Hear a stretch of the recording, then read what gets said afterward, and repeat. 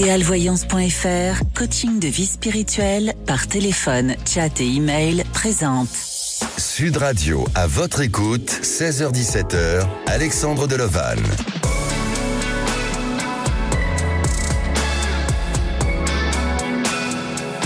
Bonjour à tous, alors ravi de vous accompagner jusqu'à 17h, mais aussi de finir cette semaine avec vous.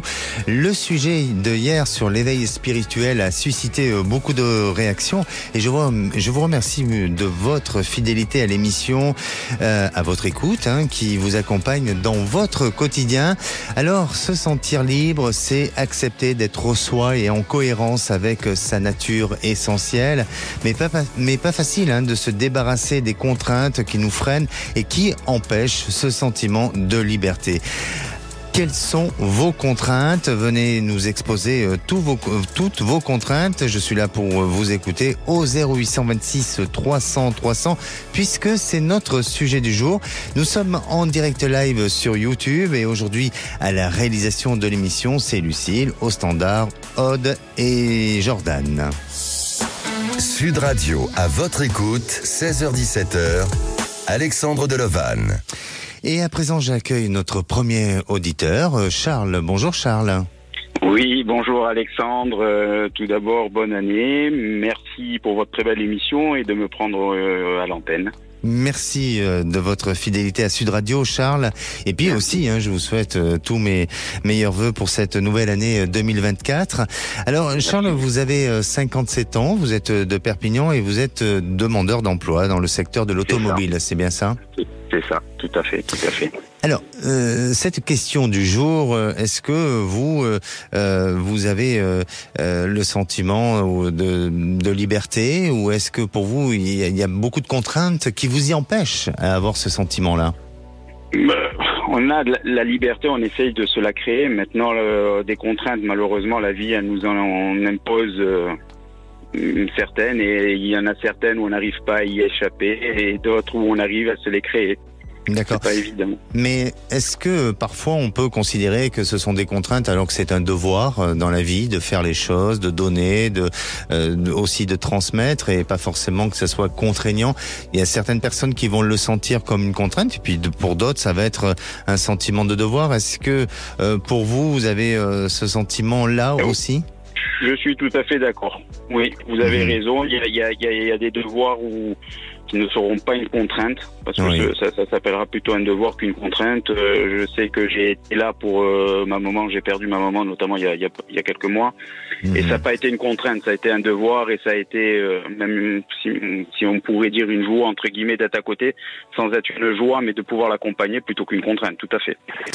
C'est bien de le rappeler de cette manière-là, parce que c'est vrai qu'en plus les personnes âgées arrivent à un moment donné, ils ont besoin d'aide, et c'est vrai que pour certaines personnes ça peut être contraignant, mais quand on le vit comme un devoir, c'est beaucoup mieux aussi. Ça devient presque une... ça peut être une joie. Là, maintenant, je m'occupe de mon papa. Oui. Et je le vois pas comme une contrainte, mais plutôt comme un devoir, comme vous l'avez dit. C'est très bien.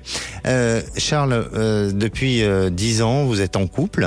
Et actuellement, ça bat un peu de l'aile, c'est bien ça. Ouais. Bon, racontez-nous. 2023, écoutez, ça fait 10 ans effectivement que nous sommes ensemble. Et là, dernièrement, il y a des conflits qui sont venus se greffer et qui assombrissent un peu notre vie de couple. Et avant Noël, il y a beaucoup de conflits qui se font sur le côté. J'avais le côté familial, elle ne s'entendait pas du tout avec ma pauvre maman. Et bon, je peux comprendre qu'on ne soit pas toujours on peut pas aimer toutes les personnes, mais aujourd'hui c'est maintenant autour de mon papa et elle me met des conflits constamment avec j'ai l'impression d'avoir des barrières. Et avant Noël, j'ai préféré lui dire que cette relation malheureusement par rapport à la situation qu'elle me met, elle se remet jamais en cause. J'ai l'impression qu'elle ne se remet jamais en cause. Que c'est moi qui dois faire toujours un pas vers elle et de voir donc de son côté, de sa famille, c'est moi qui vais, et elle, quand ça vient pour mon côté, c'est une barrière, c'est un frein. D'accord. Et ça, je trouve que le couple doit être partagé. Bien sûr. Elle est en activité professionnelle ? Oui. Oui. Qu'est-ce qu'elle fait dans la vie ? Elle est dentiste. Elle est dentiste, d'accord. Alors justement, je vous pose cette question parce que vous, étant dans une situation de fragilité sur le plan professionnel, est-ce que justement, par rapport à elle, où elle est en activité et vous en recherche, est-ce que ça ne crée pas justement quelques fragilités, quelques difficultés dans la relation du couple ? C'est possible. Oui. C'est possible. C'est possible parce qu'il y a effectivement il y a un monde entre les deux et c'est vrai que pour moi c'est pas toujours évident et il y a des fois aussi des réflexions de sa part qui ne sont pas toujours plaisantes ou appréciables. En tous les cas, de ce que je ressens, c'est que j'ai l'impression que il y a une perte de confiance dans votre couple, ce qui vous amène à être aussi peut-être dans cette relation un peu conflictuelle.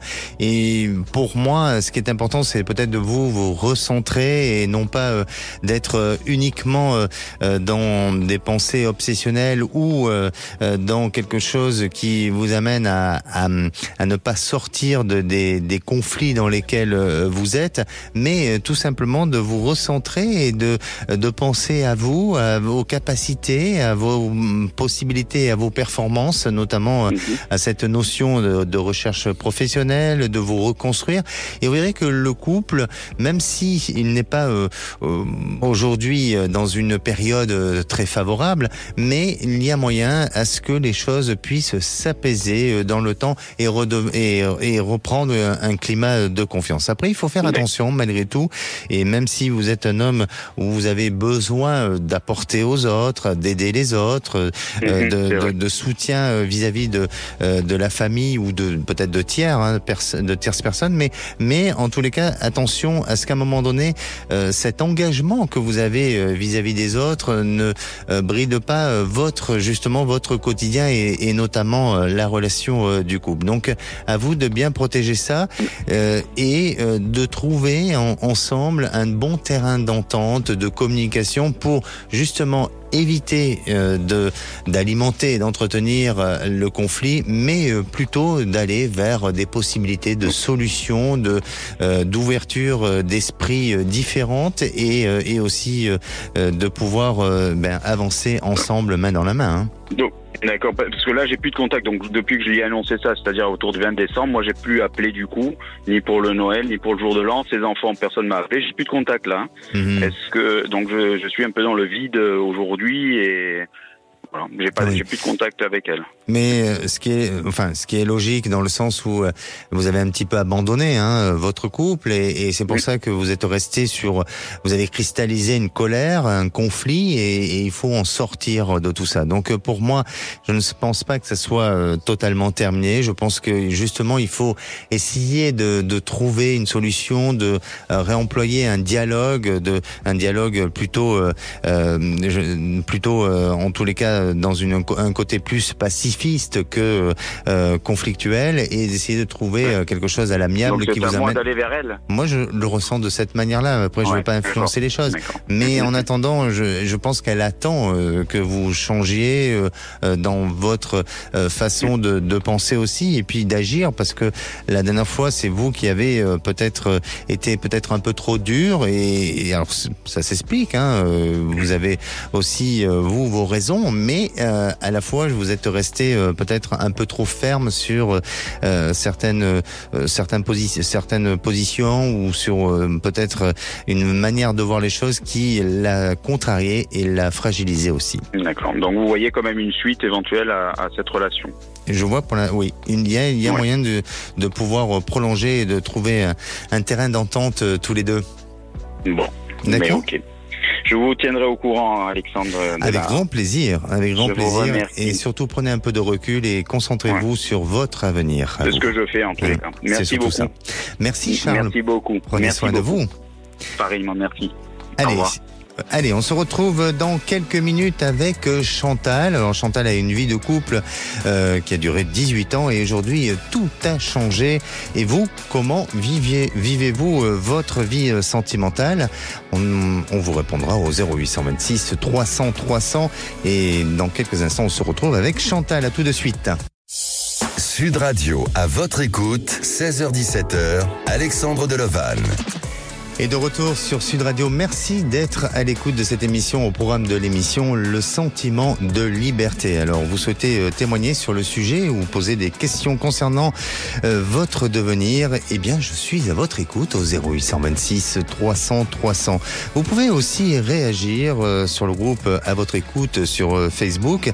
Et c'est le moment du Saviez-vous? Alors, le saviez-vous que d'après Matthieu Ricard, moine bouddhiste, eh bien, progresser vers la liberté intérieure, c'est avoir l'esprit libre, vaste, serein, avoir aussi une grande force vis-à-vis des hauts et des bas de l'existence. C'est être disponible à l'égard d'autrui, bienveillant et ne plus être égocentré. Enfin, c'est avoir une attitude très différente vis-à-vis de la mort. Alors effectivement, ça laisse réfléchir autrement et différemment quand on a ce sentiment de liberté sur la continuité de notre existence. Et je rejoins toutes ces bonnes paroles et ces bonnes pensées de Matthieu Ricard, le moine bouddhiste. Allez, si on écoutait à présent Chantal. Bonjour Chantal. Bonjour Alexandre, tous mes meilleurs vœux pour cette nouvelle année déjà. Merci Chantal, à vous aussi tous mes meilleurs vœux pour 2024. Alors Chantal, vous avez 67 ans, vous êtes des Pyrénées-Atlantiques et vous êtes retraitée depuis 7 ans et vous travaillez auparavant à l'Éducation nationale. C'est ça, tout à fait. Vous étiez enseignante ? Voilà. Oui, j'étais directrice d'école, exactement, enseignante. Oui. Vous avez bien vécu toutes ces périodes professionnelles, justement, dans l'éducation nationale. Ça a été pour vous ? Pour moi, ça a été, oui. Je n'ai pas vu trop de grands changements toute ma carrière. Oui. Je pense que les problèmes qu'on a aujourd'hui, on les avait déjà il y a plusieurs années, qu'on n'a pas entendus, qu'on n'a pas fait trop ce qu'il fallait. Et voilà. Mais après, j'ai adoré ce métier. J'ai adoré enseigner. Voilà, que ce soit en maternelle ou en élémentaire, voilà. Et puis, je pense que les choses ont changé depuis le Covid aussi, beaucoup. Oui. Mais d'après vous, ça s'est amplifié ou tout simplement aujourd'hui, on en parle plus et on essaye de vouloir justement travailler sur le sujet pour améliorer les choses? Ou est-ce que c'est pareil comme avant?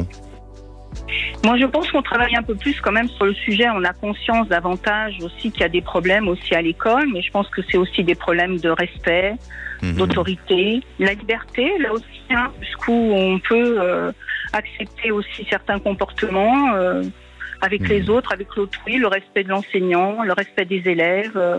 Oui, je pense qu'il y a des choses qui sont perdues, mais on en prend conscience aujourd'hui. Je pense qu'il faut, il faut que ça soit de la bienveillance aussi, qu'on soit heureux de venir à l'école. Pour moi, ça, c'était très important. D'accord. Que les enfants soient heureux de venir à l'école. Bon, très bien. En tous les cas, vous n'avez pas fini votre carrière de manière contrariée, vous l'avez bien terminée. Pas du tout. Bon, mais oui, juste avant le Covid. Donc c'était très bien. Bon, c'est bien. Mais c'est agréable d'entendre ce genre de témoignage. Oui. Alors, Chantal, ça fait 18 ans que vous étiez en couple. Oui. Tout à fait. Vous avez dit au standard que vous avez vécu un coup de foudre. Alors oui, un coup de foudre à l'école. Un coup de foudre, c'est quand on voit quelqu'un et qu'on se dit que c'est lui. On ne sait pas pourquoi, mais on a une attirance tout de suite physique. On ne sait pas pourquoi. Une attirance, un aimant. D'accord. On se sent attiré et ça a été réciproque. Et ça a duré combien de temps, ce coup de foudre? Ça a duré 18 ans.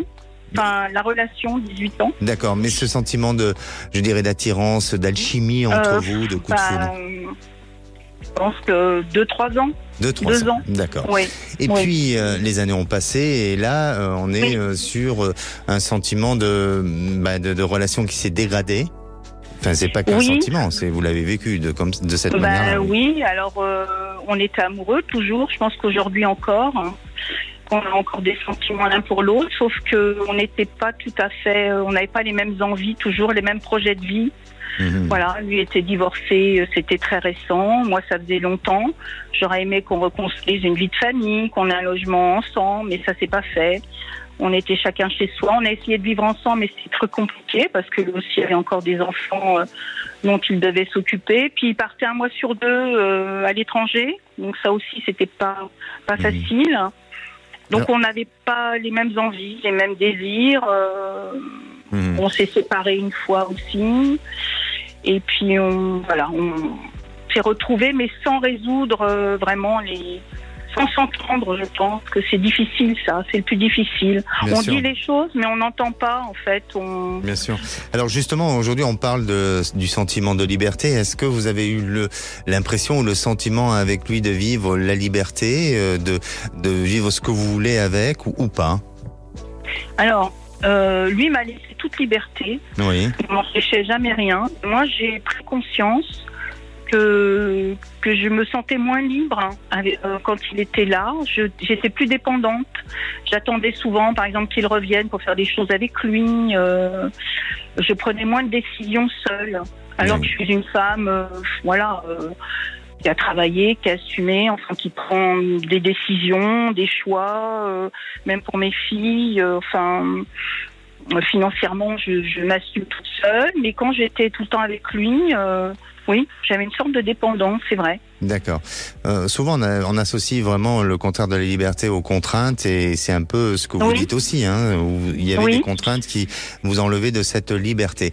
Donc aujourd'hui, vous n'êtes plus ensemble? Alors, donc ça a été compliqué, les choses sont un peu dégradées, parce que lui ne trouvait plus sa place. Moi, j'ai des petits-enfants, je suis très investie auprès de mes petits-enfants. Mmh. Bon, après, j'ai d'autres activités, je suis très active, je fais beaucoup de choses. Mais bon, lui ne trouvait plus vraiment sa place. Comme il aurait voulu, peut-être qu'on soit davantage tous les deux. Et bon, donc la relation, depuis le Covid, en fait, c'est dégradé petit à petit. Je pense qu'on n'a pas fait d'efforts, ni l'un ni l'autre, en pensant que l'autre allait faire des efforts pour nous rattraper peut-être. Mmh. Et donc lui a décidé de faire un silence radio, ce que j'ai extrêmement mal vécu, pensant que ça allait me faire un électrochoc, ça allait me faire réfléchir, mais moi je l'ai pris dans l'autre sens, quoi. Mmh. J'ai décidé je l'ai mal vécu, j'ai trouvé que c'était une sorte de maltraitance, de non-respect de l'autre. Et donc, j'ai décidé d'arrêter, quoi. Et vous regrettez aujourd'hui? Alors, je regrette à la fois parce que j'ai toujours des sentiments pour lui, mais ce qui a changé, c'est que je me rends compte que malgré les sentiments, on peut vraiment aimer l'autre passionnément. Mmh. Mais à un moment donné, s'il y a des choses qui ne vont pas, c'est difficile à vivre quand même, quoi. C'est difficile à vivre au quotidien. Donc, voilà. Et quelle est votre question? Ma question aujourd'hui, c'est que je voudrais savoir si il faut encore espérer, si on va se retrouver malgré tout, si on va faire, si on va dire de se retrouver, d'être ensemble, ou s'il faut vraiment que je tourne la page et que j'avance, quoi. Oui, Chantal, moi je sens que vous allez vous retrouver. Je sens que il y a une possibilité ensemble de pouvoir vous rapprocher, resserrer les liens et peut-être repartir sur des bases beaucoup plus solides et beaucoup plus fortes. Lui, c'était important peut-être aujourd'hui de marquer cette coupure, cette rupture, pour l'amener à réfléchir, pour l'amener aussi à penser aux erreurs qu'il a pu commettre auparavant.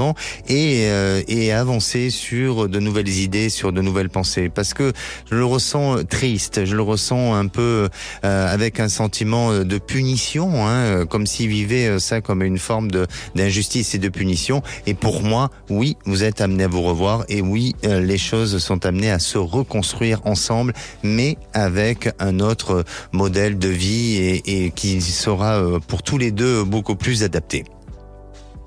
N'hésitez pas à nous tenir au courant, parce que je suis sûr que vous allez avoir des nouvelles dans peu de temps, et le lien va se refaire aussi dans peu de temps. Et là, je pense que vous aurez des choses aussi à nous raconter pour nous annoncer de bonnes nouvelles. J'espère. Je vous remercie toujours pour votre écoute, toujours. Merci beaucoup. Merci à vous. Bonne journée, merci. Prenez soin de vous, merci Chantal. Allez, si vous aussi vous posez des questions sur votre devenir ou vous souhaitez témoigner à l'antenne, un seul numéro, 0826 300 300. Ne bougez pas, on revient dans un instant avec Karine. Alors Karine va-t-elle faire une belle rencontre sentimentale? Eh bien, on va le savoir dans quelques instants, et restez à l'écoute de Sud Radio. Sud Radio, à votre écoute, 16h-17h, Alexandre Deleval. Et de retour sur Sud Radio, alors il est bientôt 16h30, vous pouvez nous suivre en direct live sur YouTube.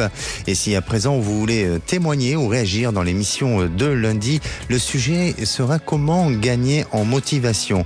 Et si vous avez envie d'avoir des conseils pour être boosté, eh bien n'hésitez pas à appeler au 0826 300 300. Alors vous savez que on parle aujourd'hui du sentiment de liberté et souvent on est lié à des contraintes. Et ces contraintes sont difficiles pour avancer. On les retrouve un peu partout. Ces contraintes-là, on les retrouve dans l'éducation, dans les valeurs morales, dans les pressions sociales, mais aussi dans les contraintes intérieures, telles que les inhibitions ou les angoisses. Et je vais vous donner quelques conseils pour pouvoir justement améliorer ce sentiment de liberté. Dans un premier temps, vivez le moment présent. Votre liberté se joue aujourd'hui. Concentrez-vous sur ce moment présent en étant attentif à votre respiration. Et oui, c'est important de pouvoir travailler sur sa respiration et ça nous permet justement d'être en phase avec soi. Recentrez-vous sur vous-même. Votre liberté est à l'intérieur de vous. Reconnectez-vous à votre être intérieur et notamment vous pouvez le faire avec cette respiration-là. Vivez vos émotions. Ne les enfouissez pas au fond de vous. Libérez-vous de leur poids. Écrivez ce que vous ressentez et pourquoi pas aussi d'écrire ce que vous avez ressenti face à ces émotions. Arrêtez d'écouter vos peurs. Votre liberté se trouve à l'extérieur de vos peurs et puis faites de la place dans votre agenda. Enlevez très bien. Vous devez enlever les il faut et vous devez aussi enlever les je dois pour faire la place au je veux et aussi faire de la place à ça me fait du bien. Eh bien, avec tout ça, vous pouvez aussi exprimer votre personnalité, votre mode de vie.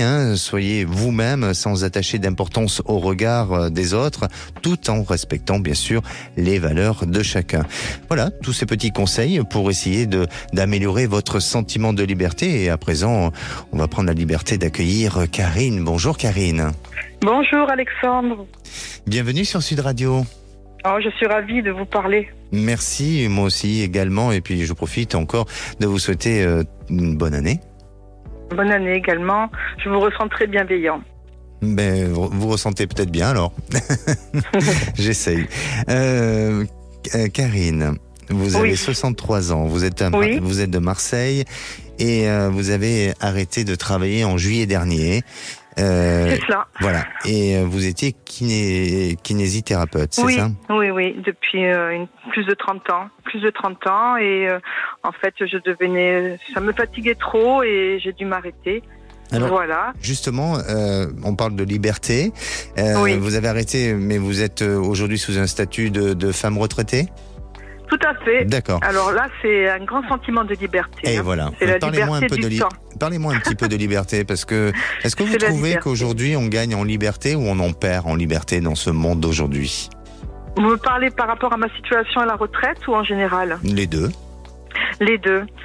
Moi, je vois déjà au départ la liberté que je ressens par rapport à ma nouvelle situation face au temps. Voilà, et les contraintes.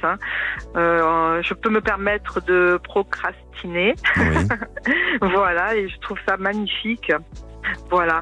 Après, je suis un petit peu pas dans ma bulle, mais je profite au moment présent et je ne me sens pas. C'est vrai qu'on a dans notre monde plein de guerres et de traumatismes. Je pense que je me protège un peu de cela. C'est bien. C'est une manière aussi de vivre sa propre liberté, de penser et de ne pas être embué par des fonctionnements, par des modes de pensée et de vous protéger aussi. Je me tiens au courant de l'actualité, mais avec un certain recul, parce que sinon, ça serait trop difficile à vivre. Alors, Karine, vous nous appelez pour votre vie sentimentale, c'est ça ? Sentimentale et aussi un peu professionnelle, disons après professionnelle, parce que voilà. Alors racontez-nous un petit peu sur le plan affectif. Vous avez vécu une grande histoire, vous avez divorcé ? Oui, voilà, j'ai divorcé il y a plus de 15 ans, après 20 ans de relation où la personne avait beaucoup d'emprise sur moi. Donc là, j'ai retrouvé une forme vraiment de liberté. Je m'en suis sortie et ça, c'était déjà très important pour moi, ce sentiment de liberté que j'ai réussi à avoir. Je suis partie avec mes filles et puis j'ai continué, je les ai gardées chez moi et j'ai continué à beaucoup travailler pour m'en sortir. Et pendant toutes ces années, j'ai pas refait ma vie en fait. J'ai eu des relations qui ont duré plusieurs mois, mais ça s'arrêtait là. Voilà. Combien de temps, toutes ces années, quand vous parlez de toutes ces années, c'est combien de temps s'est passé durant... Pendant 15-20 ans. 15-20 ans, d'accord, ok. 15-20 ans, depuis, je n'ai pas refait ma vie, mais je ne sais pas si vraiment c'est un manque, parce que moi, je suis inscrite sur un site de rencontre, mais vraiment, j'y vais en dilettante. Alors, je me dis peut-être qu'au fond, je ne recherche pas vraiment une relation, je ne sais pas. Mais par contre, j'ai quand même une recherche sentimentale, un manque sentimental et qui se traduit quelquefois parce que je vous dis aussi que j'ai des rapports conflictuels avec mon père. Oui. Voilà, depuis toujours, depuis mon enfance et je me trouve entre deux générations où je m'occupe de mes petits-enfants, mais ça c'est du plaisir, mais aussi de mon père qui est très âgé et qui perd la tête et c'est très difficile à vivre parce que ça n'a jamais été un bon père et tout ça, ça me perturbe beaucoup. D'accord. Et est-ce que vous pensez que la relation avec votre père a forcément un impact négatif sur la possibilité de rencontrer un homme aujourd'hui? Et ça a un lien ou pas du tout? Pour vous, bien sûr. Je me demande, je sais pas, je me pose la question plutôt par rapport à ce que j'ai vécu avec mon ex-mari. D'accord. Mais mon père aussi, c'était sous emprise, donc voilà. Alors idéalement, pour vous, aujourd'hui, et sentimentalement, que souhaiteriez-vous vivre ou avoir, tout simplement? Ce que je souhaite depuis plusieurs années, rencontrer une personne avec une relation stable, sans mensonge, où je serai épanouie, voilà. D'accord. Où je chercherai pas des compensations dans la nourriture, quelquefois, comme je fais. Oui. D'accord. Oui. Vous compensez le manque par autre chose et c'est cela. Voilà. C'est cela. Pourtant, je fais tout pour être équilibrée. Je fais du sport, je fais des activités, mais il y a un fond où ça va pas trop, quoi. Voilà. Alors peut-être parfois des périodes de petite dépression, des choses comme ça, et c'est ce qui vous amène. Voilà, exactement. Oui. On peut parler peut-être de dépression parfois saisonnière, des choses comme ça. Oui, c'est ça. Et est-ce que vous êtes vraiment dans cette démarche? Est-ce que vous-même vous avez entrepris des démarches pour justement rencontrer quelqu'un? Je vous dis, je vous l'ai dit, excusez-moi, j'y suis, mais en dilettante, voilà, parce que j'ai eu plusieurs rencontres, mais franchement, c'était de pire en pire. D'accord. Les personnes que je rencontrais. D'accord. Voilà. Alors, pour moi, oui, votre cœur est en train de s'ouvrir et avec cette volonté de rencontrer quelqu'un, de vivre et de partager quelque chose. Pourquoi? Parce que, alors, quand vous me parliez de votre relation passée avec votre ex-mari, j'ai vraiment le sentiment et l'impression que vous avez fait le deuil de tout ça et que le travail a été fait depuis toutes ces années. Donc, je ne sens pas, même si il en reste des souvenirs, peut-être des petits traumatismes, mais je ne sens pas que ça soit handicapant pour vous réaliser dans le futur. D'accord. Et en ce qui concerne votre papa, c'est pareil. Je sens pas quelque chose pour autant que ça a un impact négatif à votre réalisation sentimentale. Par contre, pour moi, aujourd'hui, il y a plus chez vous de gagner un peu de confiance en vous et surtout le moment où vous étiez auparavant en activité professionnelle, vous n'étiez pas peut-être autorisé à pouvoir donner votre vie à quelqu'un d'autre ou en tout cas à la partager de cette manière-là. Et aujourd'hui, le fait que vous soyez à la retraite, le fait que vous avez un regard qui se pose autrement sur la vie, eh bien vous verrez que ça va donner cette possibilité à une nouvelle rencontre il va falloir patienter un petit peu, mais j'ai l'impression que sous une période d'un an, eh bien là, vous serez dans cette rencontre-là. L'automne 2024 est excellent pour vous, à cette période d'automne. Donc après, à voir comment vous procédez pour rencontrer des personnes, mais vous verrez que cette période d'automne semble être propice et vous amènera peut-être à une belle surprise. D'accord ? Franchement, ça me fait plaisir de vous entendre dire ça. Parfait, Karine. Bon, en tous les cas, n'hésitez pas à nous tenir au courant. Et pour le côté professionnel, eh bien, moi, je vais vous inviter. Oui, eh bien, je vais vous inviter à rester à l'antenne. Le standard va vous reprendre et on va vous reprogrammer pour un prochain passage parce qu'il y a du monde qui sont en attente. D'accord ? Oui. Merci beaucoup, Alexandre. Merci à vous, Karine. Merci. Prenez soin de vous. Sud Radio, à votre écoute, 16h-17h, Alexandre de Levanne. Et la parole est à Hélène. Bonjour Hélène. Bonjour Alexandre. Ah, vous souriez. Qu'est-ce qui vous fait sourire, Hélène ? Je suis contente de vous avoir en ligne. Vous êtes contente, bien super. Moi aussi, je suis heureux de vous accueillir à l'antenne de Sud Radio, Hélène. Et puis, je profite aussi de vous souhaiter tous mes meilleurs vœux. Ah, merci également. Et oui. Alors, Hélène, vous avez 55 ans, vous êtes secrétaire et vous habitez Lille. Oui. Bon, très bien. Hélène, vous, le sentiment de liberté, ça vous parle ? Oui, c'est important, ça me parle. Aujourd'hui, je pense être relativement libre malgré les contraintes, on va dire que nous avons tous, le travail, les enfants, mais oui, je me sens assez libre malgré tout. Bon, très bien. Et vous l'imposez aussi, peut-être ? Oui, oui. C'est bien ça. Il y a des moments, c'est ça, oui. Oui, je pense que c'est important. Bien. Alors, Hélène, vous nous avez appelé pour votre sujet sentimental. Oui. Voilà, vous êtes séparés depuis 2017 ? Oui, un petit peu avant, mais oui. D'accord. C'est à peu près ça, oui. C'est vous qui donnez les dates, c'est pas moi qui les choisis. 2016 également. 2016. C'est 2016. Bon, d'accord, ok, très bien. Et quelle est votre histoire et votre questionnement ? Eh bien, je suis séparée depuis 2016, donc divorcée depuis 2020, et j'aurais aimé savoir s'il y avait quelque chose de positif pour moi à l'avenir, parce que j'ai un peu de mal à retrouver une personne qui me corresponde, on va dire. D'accord. Vous êtes donc séparés depuis 2016. Entre 2016 et 2024, aujourd'hui, qu'est-ce qui s'est passé ? Il n'y a pas eu du tout d'histoire ou il y a eu quand même des petits bisous, des petits moments intimes avec des gens ? Tout à fait, oui, il y a des petites histoires, mais des choses qui ne durent pas et puis qui ne s'inscrivent pas dans ce que j'appelle une relation stable, Donc ça dure au mieux quelques mois et puis soit l'un ou l'autre, on donne plus suite, Il n'y a pas de l'engouement voulu que j'aimerais, Voilà. Et pour quelle raison ça n'a pas fonctionné jusqu'à présent ? Soit la personne se sentait trop avait justement plus de liberté, donc ne souhaitait pas une relation suivie, ou alors c'est moi qui arrêtais parce que ça n'allait pas forcément avec les enfants, ou parce justement, que je sentais...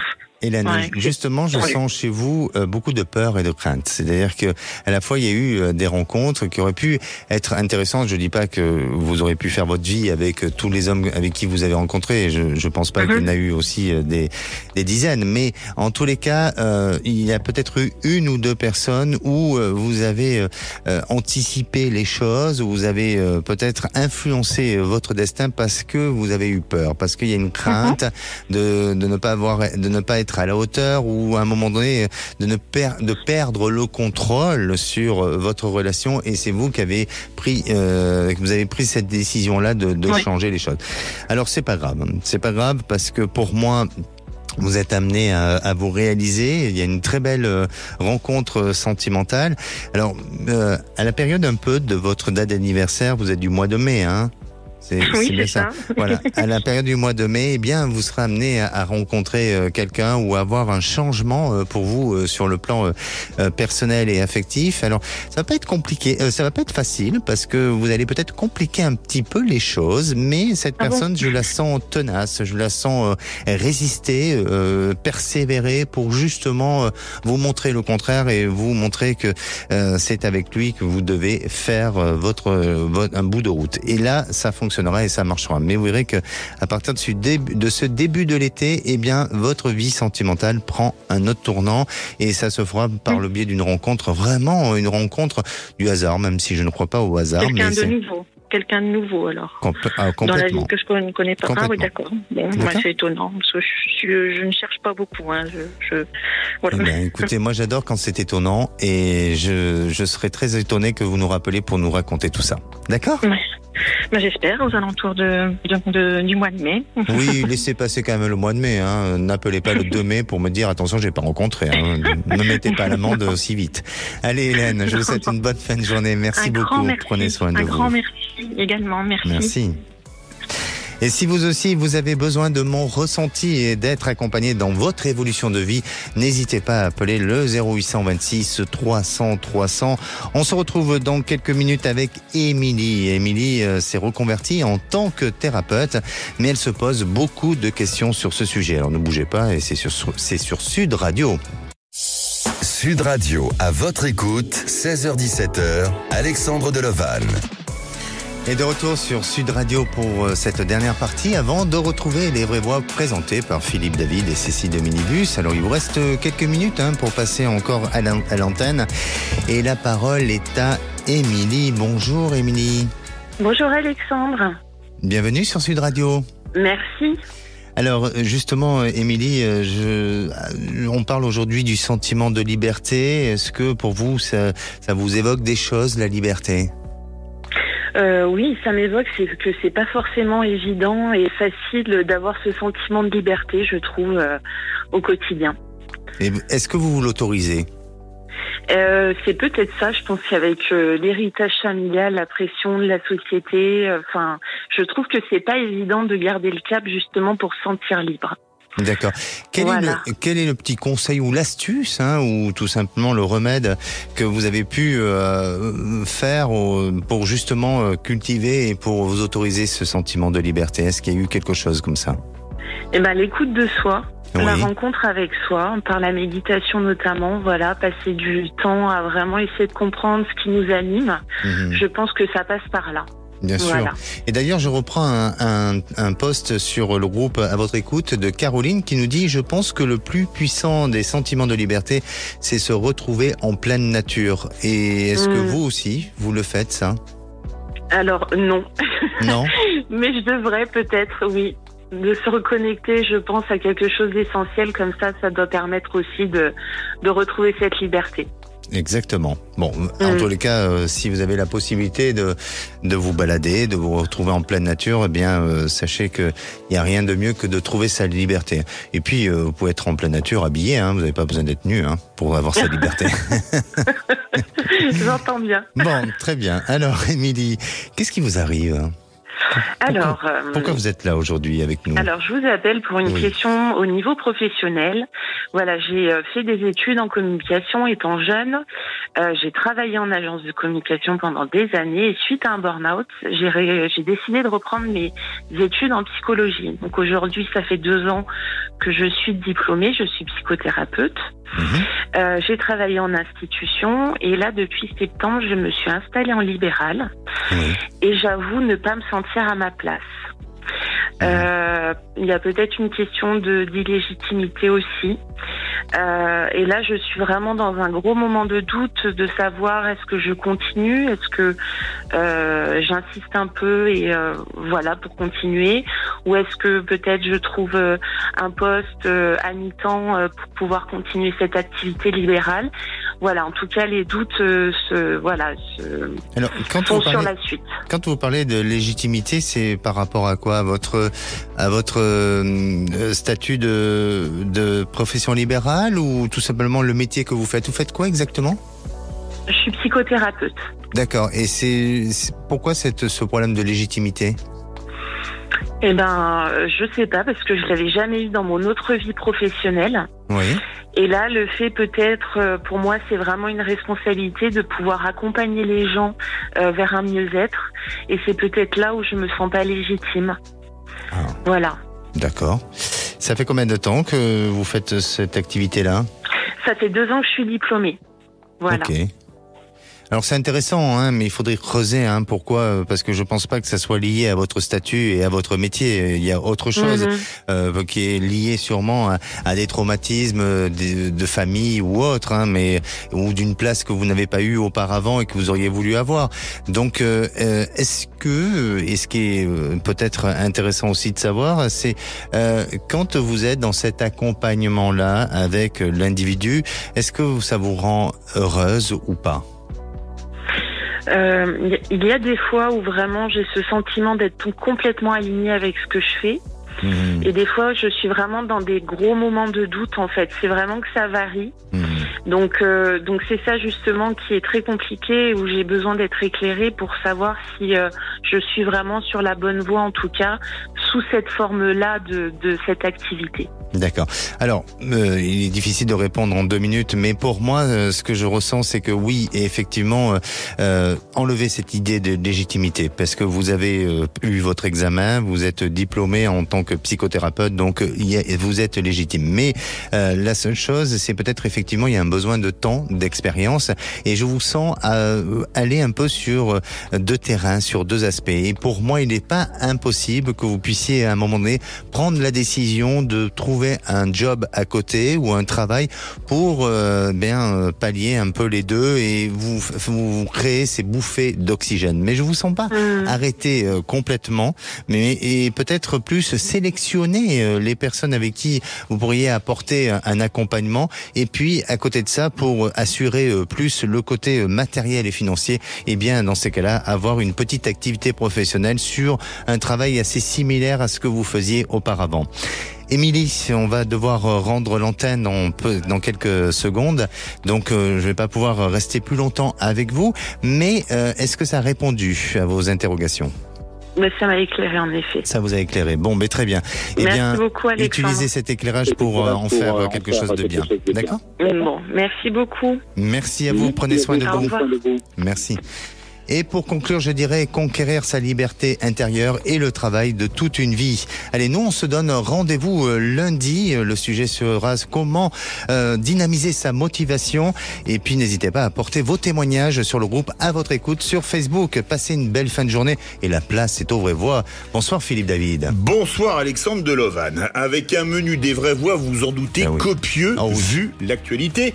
Hier soir, dans les vraies voix d'ailleurs, dans les vraies voix qui font rouler la France, on vous a donné la première composition du gouvernement en intégralité. Et le premier débat, le gouvernement Attal est-il un gouvernement sarkozyste ? Alors, il n'y a pas que l'arrivée de Rachida Dati, il y a aussi celle de Catherine Vautrin, qui avait été porte-parole de Nicolas Sarkozy. Il y avait déjà Gérald Darmanin. Est-ce que c'est le grand retour de Sarkozy ou du sarkozysme dans la politique française ? Le gouvernement Attal est-il un gouvernement sarkozyste ? Vous pensez que oui ? Vous pensez que non ? Appelez-nous, donnez-nous votre avis au 0826 300 300. À 18h35, le coup de projecteur des vraies voix. Hashtag remaniement, Gabriel Attal est-il une arme anti-Bardella en vue des élections européennes ? Oui, il y a un gros écart entre la liste RN qui est en tête et la liste Renaissance qui est en seconde position dans les sondages pour les européennes. Et certains disent que maintenant la politique française se résume à un duel Attal-Bardella, comme Macron ne peut pas se représenter, et que certains verraient bien Jordan Bardella prendre la place de Marine Le Pen. Alors vous, qu'est-ce que vous en pensez ? Est-ce que Attal, c'est l'arme absolue anti-Jordan Bardella, ou pas du tout, ça va faire patatras ? Même cause, mêmes effets, on attend vos appels au 0826 300 300. Nos vraies voix du jour, Philippe Bilger, René Chiche et une petite nouvelle, Juliette Briens, journaliste à l'Incorrect. Bienvenue et bonne émission. Sud Radio, à votre écoute, 16h-17h. Alexandre Delovan. Avec idéalvoyance.fr, coaching de vie spirituelle par téléphone, chat et email.